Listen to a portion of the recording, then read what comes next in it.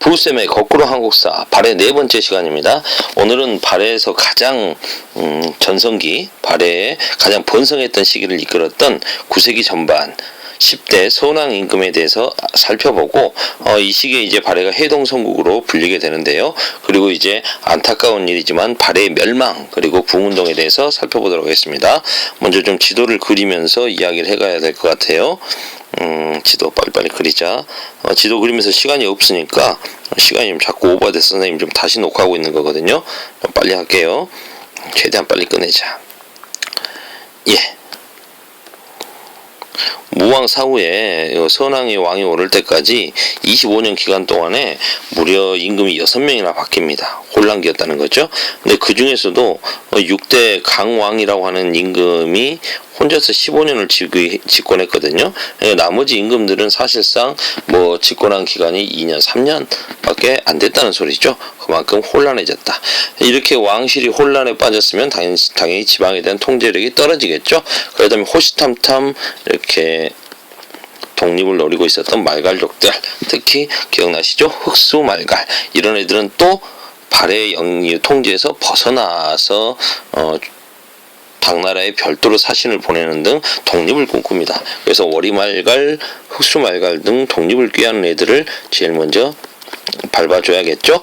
꾸러라고 했던 게 바로 선왕의 첫 번째 업적이라고 할 수 있겠습니다.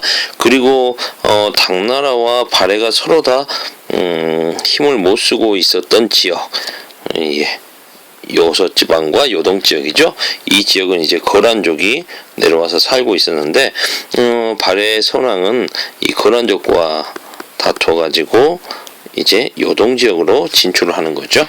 요동은 우리 고향 고구려의 옛 땅이다 이거 아니겠습니까? 그리고 이제 압록강과 두만강 이남 지역 이 지역에 대해서도 공식적으로는 당나라 땅이지만 신라도 당나라 땅이라 제대로 통치 안 하고 있었거든요. 이 지역까지도 이제 진출해서 여기도 우리 땅이다. 고구려의 옛 땅이름을 분명히 하는 거죠.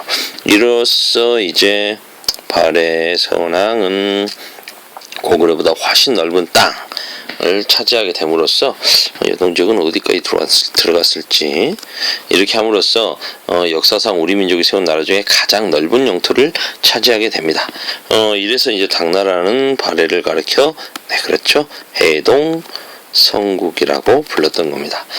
이렇게 해서 여러분들이 혹시 그 발해 이야기하면 지방 통치체제 이야기 나올 때마다 나오는 거 있죠. 5경 15부 62주라고 하는 게 바로 이 9세기 선왕 때 이야기입니다. 선왕의 지방 체제 정비가 5경 15부 62주인 거죠. 그리고 이제 이렇게 국력이 세졌으니까 주변 나라하고 교육도 활발해져야겠죠. 그래서 거란으로 가는 길인 거란도 상경에서 이제 출발을 해서 부여부를 거쳐 거란으로 가는 거란도라고 하는 교통로와 그 다음에 상경에서 이제 장령부를 거쳐서 영주 지방으로 가는 영주도 당나라로 가는 길입니다. 그리고 이제 당나라 황실에게 조공을 바치러 가는 길이 되겠죠. 중경, 서경을 거쳐서 바닷길로 가는 조공도. 그리고 이제 신라하고 거리는 활발하진 않았지만 신라하고 갈 때는 이렇게 남경을 이쪽 동경이죠. 동경 용원부를 거쳐서 남경 남해부를 거쳐 신라로 가는 신라도 그리고 일본으로 가는 일본도 등의 교통로 발해 5도라고 불려지는 교통로를 확보함으로써 거쳐가요. 무역에도 힘을 쏟게 됩니다. 이랬던 발해가 이제 10세기 초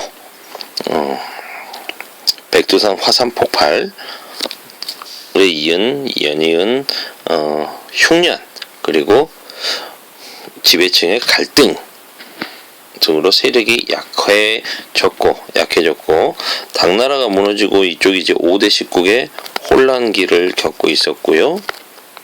그 다음에 이제 그 틈을 따라서 용병으로 힘이 세졌던 거란이 나라를 세우죠.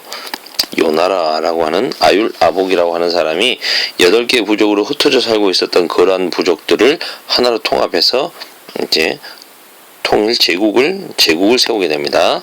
거란족의 나라를 세우게 되고 이제 중국 한족들과 본격적으로 세 대결을 펼치게 되는 거죠.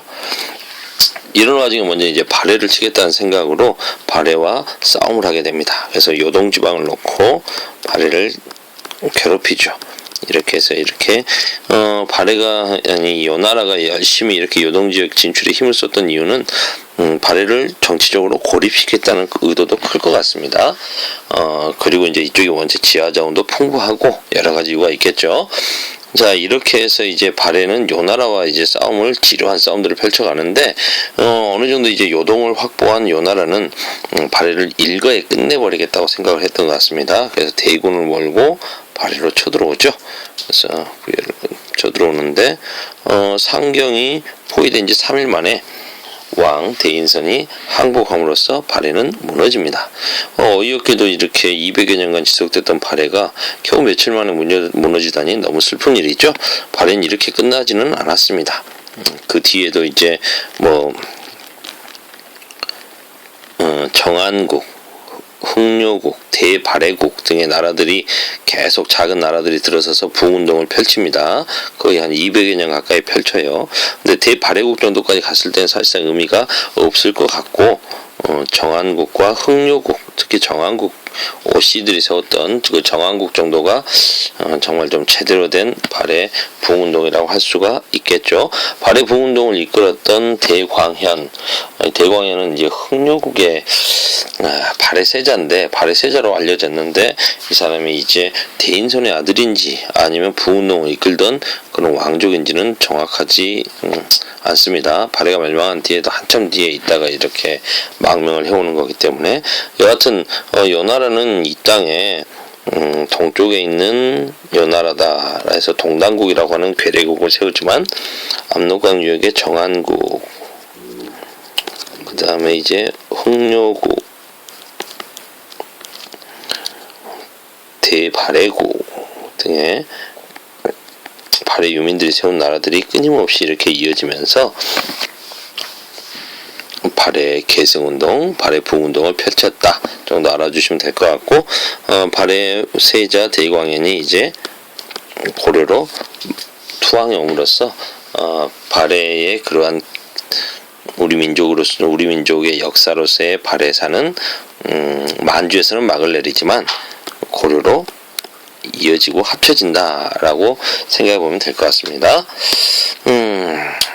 그림으로 정리해 볼까요? 해동성국 발해, 10대 선왕 대인수, 해동성국으로 불려진 발해를 이렇게 만들었던 가장 번성했을 때 임금입니다.